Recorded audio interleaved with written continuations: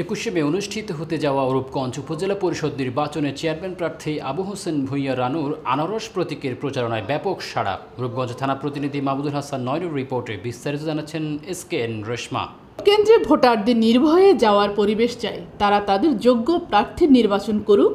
রূপগঞ্জ উপজেলা পরিষদের নির্বাচনে চেয়ারম্যান প্রার্থী রানু ভূঁইয়ার প্রচারণা এই কথা জানান। তবে তার কর্মী সমর্থকদের ভয় ভীতি দেখানো, প্রচার মাইকে বাধা দান সহ অসহযোগিতার ঘটনায় শঙ্কিত রয়েছেন এখানকার ভোটাররা, এমন দাবি এই প্রার্থীর।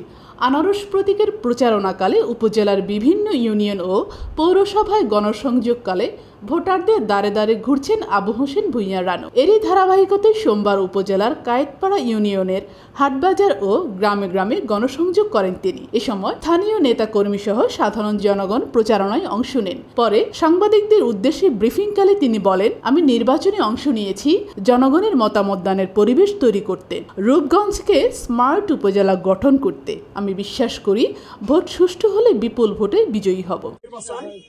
আমি আনারস প্রতীকে প্রতিনিধিত্ব করতেছি।